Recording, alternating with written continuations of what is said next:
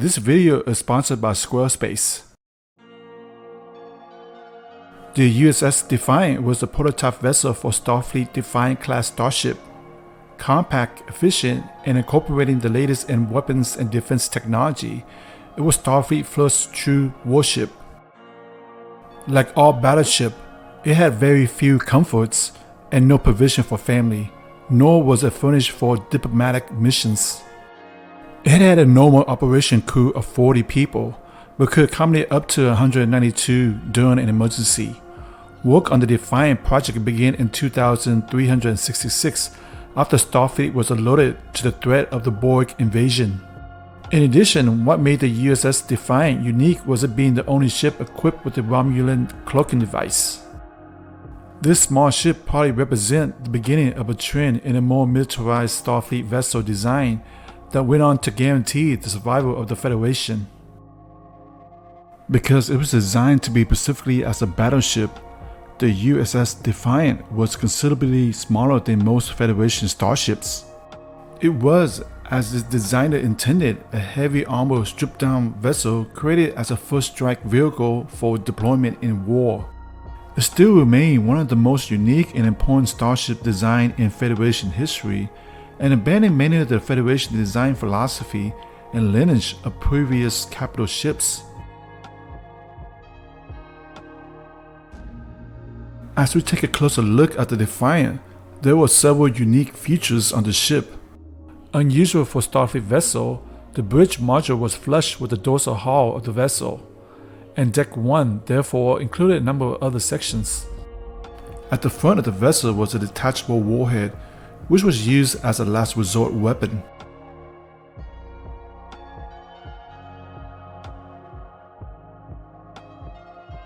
In front of the nacelle were the Broussard's collector and a pair of post-phasers cannon located on both the port and starboard side of the ship. The development team took the decision to abandon the traditional Starfleet layout, which placed the warp nacelle at the end of the twin pylons and moved them much closer to the main body.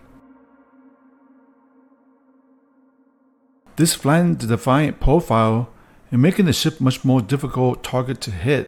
The ship measured around 171 meters or 558 feet in length and about 134 meters or 440 feet in width. Behind the bridge were 8 plasma vents,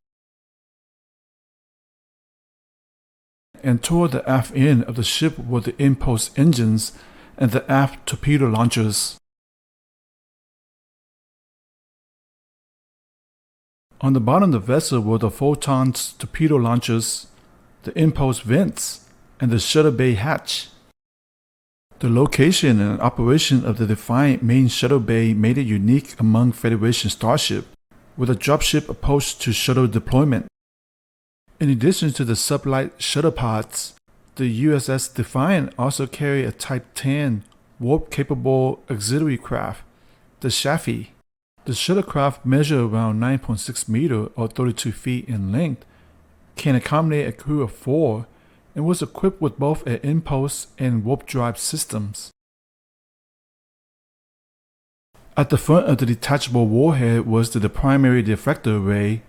Next to the Broussard's collector were the torpedo launchers, the sensor pilot, the forward phaser array, and several escape pod hatches.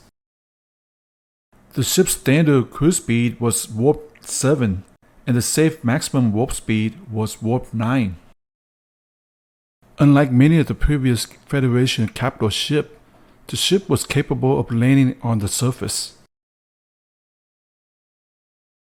Before we head over to the interior section of the USS Defiant, I want to give a shout out to our sponsor, Squarespace. Squarespace is an all-in-one platform for building your brand and growing your business online.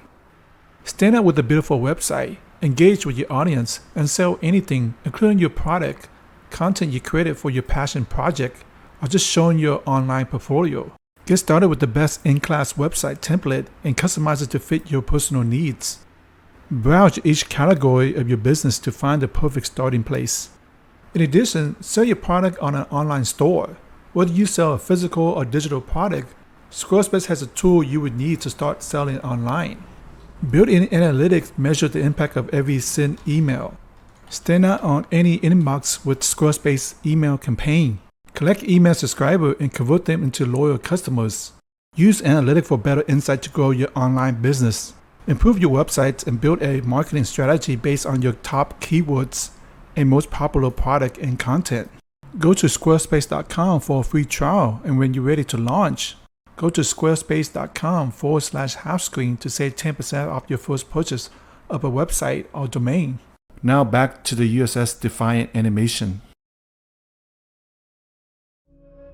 Because it was mainly built as a warship instead of for exploration and scientific purpose in mind, Starfleet standard configuration were not used. Because the ship had only 5 decks and had a wider surface area, many of the spaces were integrated together to maximize the ship's various equipment, supplies, and weapons. This included a dorsal forward tactical scanner, a subspace radio transceiver on the port side, and 2 launcher and countermeasure pod launcher bay. At the center of the vessel was the main bridge, which usually occupied an entire deck. It's also small by Starfleet standard, but it still accommodated all the stations usually found on larger vessels. The commander chair was on a slightly elevated platform in the middle of the bridge, with various display panels on each side providing instant access to information. In front of the commander's chair were the con and ops, which were combined into a single station. The ship doesn't have a designated conference room, so the bridge used the mission op table to plan tactics and strategies. There are 2 tactical stations, which control the ship's advanced weapons, cloaking device, shielding, and tractor beam operations. Behind the bridge was the captain's room, the captain's ready room, and the transporter room. Having the captain's room and the bridge on the same floor was not typical for Starfleet vessel. Surrounding the bridge were several officers' quarters and an emergency light support system for Deck 1. Deck 1 also come equipped with 4 escape pods, a classified secure access bay, an armory room, and a RCS thruster on the port and starboard side of the ship. On the aft end of Deck 1 was the upper level for main engineering, 2 deuterium tankage, and the warp plasma conduit that runs along both sides of the ship. On the aft end of Deck 2 was the aft RCS thruster and fueling system bay, deuterium tankage and cryogenic cooling system bay, and the starboard Bussard's collector and battery bay. Situated on Deck 2 was also the life support bay, damage control command, and the diagnostic engineering, the starboard deflector screen, and the sick bay. The sick bay has 3 biobeds and was set up as a field hospital, but was mainly intended for stabilizing patients before they were transferred to larger facilities. Next to the sick bay was the science and medical lab. On the detachable warhead was the sensor package, the antimatter warhead, the cockpit, and the internal system bay. Behind the detachable warhead were 4 escape pods, which was used during Season 7, Episode 20.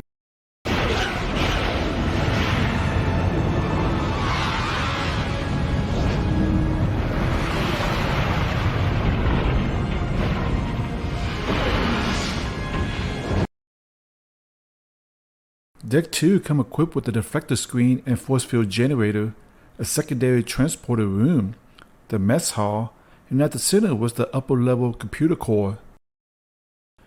Because the USS Defiant was built mainly as a fighting ship, the mess hall played an important function and was the only informal area on the ship.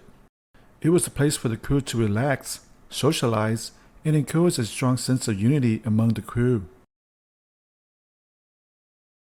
Toward the center of the vessel was the shuttle operation control, transporter buffer compartment, the brig, main engineering, and the impulse drive systems, which also housed the Romulan manufactured cloaking device. All the components necessary to power and propel the Defiant were located in engineering. The warp core itself stood at the center of the room and spanned 4 decks. In an emergency situation, all bridge control could be transferred to engineering.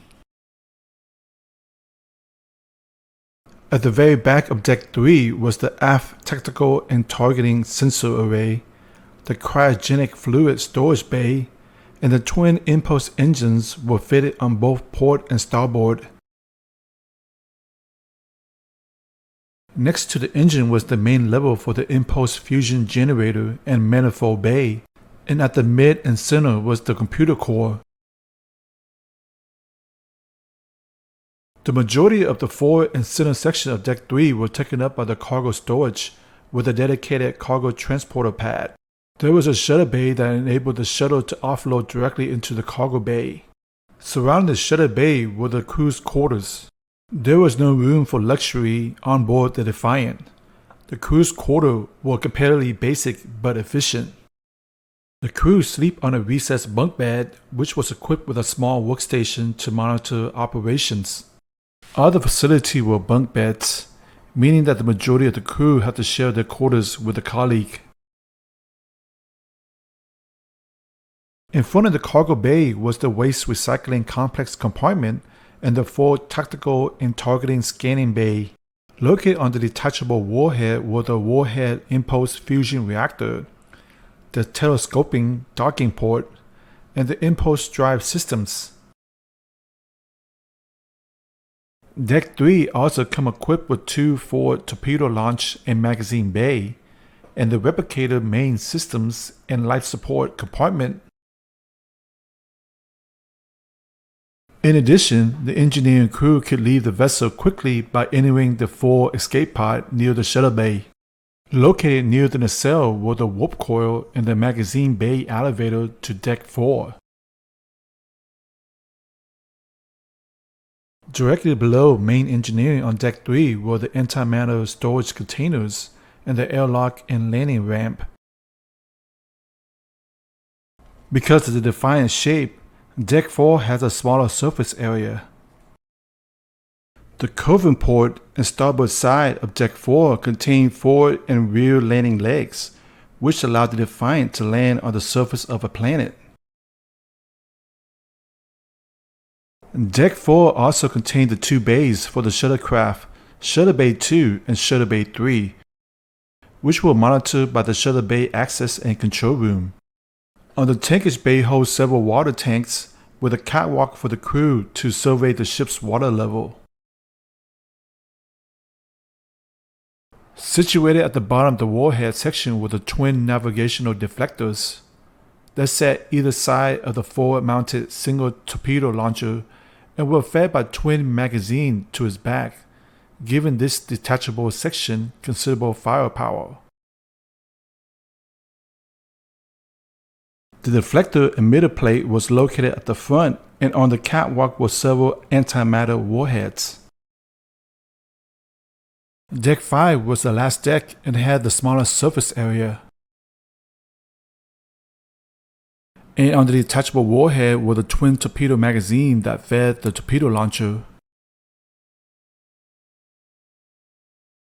On the catwalk were the transporter transceiver and the anti-grav landing thruster bay, and the post-phaser cannon and RCS thruster bay. The USS Defiant was in many ways an unconventional Starfleet vessel. Not only was it the first ship built specifically as a warship, it was a compact, efficient, and a fast torpedo attack ship. Many of the traditional Starfleet design guidelines were abandoned with the creation of the USS Defiant. The Defiant was a stripped-down, high-power warship and wasn't designed to carry families, a significant amount of cargo, or even a large crew. In addition, it was the only ship equipped with a Romulan cloaking device and a detachable warhead. I hope you enjoyed this in-depth look into the USS Defiant. And if you want to see more technical 3D animation of other Starfleet vessels like the Enterprise D, Voyager, or the original Enterprise 1701, check out my playlist on the right hand corner. Thanks for watching, and I'll see you guys next time.